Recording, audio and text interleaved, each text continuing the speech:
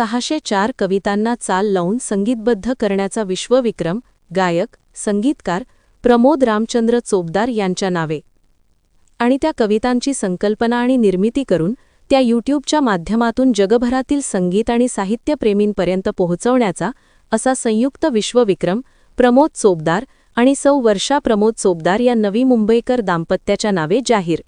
विक्रमाचे शीर्षक 604 रचित कवितांना चाल लावून संगीतबद्ध करण्याचा आणि त्या कवितांची संकल्पना आणि निर्मिती करून त्या यूट्यूबच्या माध्यमातून जगभरातील संगीत आणि साहित्यप्रेमींपर्यंत पोहोचवण्याचा असा संयुक्त विश्वविक्रम श्री प्रमोद रामचंद्र चोपदार, गायक, संगीतकार आणि सौ वर्षा प्रमोद चोपदार, शिक्षिका, संकल्पना, निर्मिती या नवी मुंबईकर दाम्पत्याच्या नावे जाहीर. नवी मुंबई, महाराष्ट्र येथील प्रमोद रामचंद्र चोपदार, जन्म 4 मार्च 1974 यांनी साहित्य, शिक्षण आणि डिजिटल माध्यम आणि संगीत क्षेत्रात एक विलक्षण कामगिरी केल्याची दखल इंडिया बुक ऑफ रेकॉर्ड्सने घेतली. त्यामध्ये आपले नाव सुवर्ण अक्षरांनी कोरले आहे. विक्रमाचा तपशील. विक्रमवीर 1 प्रमोद रामचंद्र चोपदार, संगीतकार आणि गायक. विक्रमवीर 2 सौ वर्षा प्रमोद चोपदार, संकल्पना, निर्मिती, सहयोग आणि नियोजन. कामगिरी. त्यांनी हिंदी आणि मराठीतील तसेच 1ली ते 10वी या वर्गांच्या सर्व बालभारती, सुलभ भारती, कुमार भारती, युवक भारती, अक्षर भारती, सुगम भारती, लोकभारती यांच्या मराठी हिंदी विषयांच्या दिग्गज आणि मान्यवर कवी आणि कवयित्री तसेच मराठी हिंदी साहित्यातील दिग्गज आणि मान्यवर कवी आणि कवयित्री यांच्या 604 रचित कवितांना चाली लावून स्वतः गायल्या, संगीतबद्ध केल्या आणि त्यांच्या अधिकृत यूट्यूब चॅनलवर झाली गाणी कवितांची @वर्षा प्रमोद चोपदारवर यशस्वीरित्या अपलोड केल्या. प्रमोद रामचंद्र चोपदार यांनी संगीत क्षेत्रात केलेले कार्य हे केवळ छंद म्हणून मर्यादित नसून ते एका मिशनसारखे आहे. 604 रचित गाण्यांना संगीतबद्ध करणे ही सामान्य बाब नाही. त्यांच्या या सांगीतिक प्रवासातील ठळक पैलू खालीलप्रमाणे मांडता येतील. 1. अफाट सर्जनशीलता आणि प्रतिभा. प्रमोद सरांनी कोणत्याही ठराविक साच्यात न अडकता 604 रचित कवितांना स्वतंत्र चाली लावल्या आहेत. यात बालगीते, गंभीर कविता आणि विविध रस असलेल्या रचनांचा समावेश आहे. एकाच वेळी इतक्या मोठ्या संख्येने रचनांचे संगीत दिग्दर्शन करणे ही त्यांच्या अफाट प्रतिभेची साक्ष आहे. 2. स्वतःची ओळख, गायक आणि संगीतकार. या उपक्रमाचे सर्वात मोठे वैशिष्ट्य म्हणजे या सर्व कवितांचे संगीत दिग्दर्शन, स्वतः चाली लावल्या, गायन, स्वतःच्या आवाजात त्या रेकॉर्ड केल्या, संगीत संयोजन, कवितांचा भाव समजून त्यांना योग्य सुरांची साथ दिली. 3. कला साधना आणि सातत्य. 7 एप्रिल 2023 पासून सुरू झालेला हा प्रवास 2.5 वर्षे अविरत सुरू होता.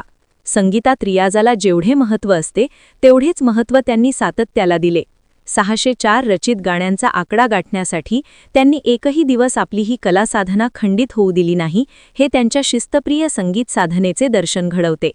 4. शैक्षणिक संगीताचा नवा पाया, एज्युकेशनल म्युझिक. संगीताचा वापर केवळ मनोरंजनासाठी न करता तो शिक्षणासाठी कसा करता येईल याचा आदर्श त्यांनी वस्तुपाठ घालून दिला आहे. कठीण कवितांना सुश्राव्य चालीत बांधल्यामुळे त्या कविता विद्यार्थ्यांच्या ओठावर सहज रुळल्या, हे त्यांच्या संगीताचे सर्वात मोठे सामाजिक यश आहे. 5. द्विभाषिक योगदान. त्यांनी केवळ एका भाषेपुरते स्वतःला मर्यादित न ठेवता मराठी आणि हिंदी अशा दोन्ही भाषांमधील कवितांवर काम केले. भाषेचा लहेजा ओळखून त्याला साजेसे संगीत देणे ही एक तांत्रिक आणि कलात्मक कसरत असते जी त्यांनी यशस्वीपणे पेलली. नवी मुंबईतील चोपदार दाम्पत्याने इंडिया बुक ऑफ रेकॉर्ड्समध्ये मिळवलेले यश हे केवळ साहित्य, शिक्षण आणि संगीत यांचा सन्मान नसून शिक्षण क्षेत्रातील एक क्रांतिकारी पाऊल आहे. विशेषतः सौ वर्षा प्रमोद चोपदार यांनी एक शिक्षिका म्हणून या उपक्रमात जे शैक्षणिक योगदान दिले आहे त्याचे स्वरूप खालीलप्रमाणे स्पष्ट करता येईल. 1. अध्ययन अध्यापन प्रक्रियेत सुलभता. वर्षाजींनी ही संकल्पना केवळ छंदापोटी मांडली नव्हती, तर वर्गातील अध्यापन अधिक प्रभावी व्हावे हा त्यांचा मुख्य हेतू होता. कविता वाचण्यापेक्षा ती ऐकल्यास आणि गायल्यास विद्यार्थ्यांच्या अधिक काळ लक्षात राहते. या प्रक्रियेमुळे शिक्षकांसाठी कविता शिकवणे अधिक सहज आणि आनंददायी झाले आहे. 2. दृकश्राव्य माध्यमाचा प्रभावी वापर. आजच्या डिजिटल युगात विद्यार्थ्यांना पुस्तकी ज्ञानापेक्षा दृकश्राव्य माध्यमातून शिकणे जास्त आवडते. वर्षाजींनी 604 रचित कवितांचे रूपांतर गाण्यांमध्ये करून आणि ते यूट्यूबवर उपलब्ध करून देऊन एक मोठे डिजिटल शैक्षणिक संसाधन उभे केले आहे. याचा फायदा महाराष्ट्रातील आणि देशातील अनेक शाळांना होत आहे. 3. तंत्रज्ञान आणि साहित्याचा संगम. एक शिक्षिका असूनही वर्षाजींनी केवळ संकल्पना मांडून थांबल्या नाहीत, तर चॅनलचे व्यवस्थापन, निर्मिती आणि तांत्रिक बाजू समर्थपणे सांभाळली. शिक्षिकेने तंत्रस्नेही असावे याचे उत्तम उदाहरण त्यांनी समाजासमोर ठेवले आहे.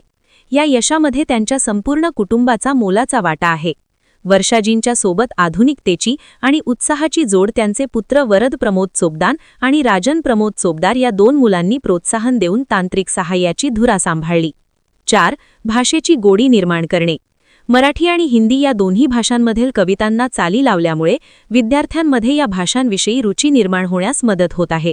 साहित्यापासून दूर जाणाऱ्या पिढीला संगीताच्या माध्यमातून पुन्हा साहित्याकडे वळवण्याचे मोठे शैक्षणिक कार्य त्यांनी केले आहे. 5. सातत्य आणि शिस्त.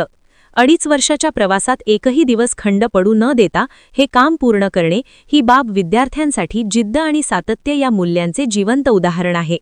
थोडक्यात सांगायचे तर वर्षा चोपदार यांनी आपल्या शिक्षक पेशाला न्याय देत आपल्या पतीच्या प्रतिभेला तंत्रज्ञानाची जोड दिली आणि विद्यार्थ्यांसाठी एक कायमस्वरूपी गाणारा अभ्यासक्रम तयार केला आहे. तर प्रमोद सरांनी आपल्या संगीतातून शब्दांना अर्थ आणि अर्थाला स्वर देण्याचे पवित्र कार्य केले आहे. इंडिया बुक ऑफ रेकॉर्ड्समधील त्यांची नोंद ही त्यांच्या याच तपस्येचा सन्मान आहे. कालावधी. हा प्रवास 7 एप्रिल 2023 रोजी सुरू झाला आणि 28 नोव्हेंबर 2025 पर्यंत सुरू होता. भाषेचा सन्मान. यामध्ये मराठी आणि हिंदी अशा दोन्ही भाषांमधील साहित्याचा समावेश आहे. विशेष टिप्पणी. हा विक्रम केवळ संख्यात्मक नसून तो प्रमोदजींची प्रतिभा आणि वर्षा प्रमोद चोपदार यांचे उत्कृष्ट व्यवस्थापन आणि तांत्रिक सहकार्य यांचा एक अनोखा संगम आहे. 28 नोव्हेंबर 2025 रोजी या विक्रमाची अधिकृत पडताळणी करून इंडिया बुक ऑफ रेकॉर्ड्सद्वारे याला मान्यता देण्यात आली आहे. IBR प्रमाणपत्रावरील सारांश. प्रमोद रामचंद्र चोपदार यांनी 7 एप्रिल 2023 पासून 604 मराठी आणि हिंदी कवितांना चाली लावून आणि संगीतबद्ध करून यूट्यूबवर प्रसारित करण्याचा अभूतपूर्व विक्रम प्रस्थापित केला आहे.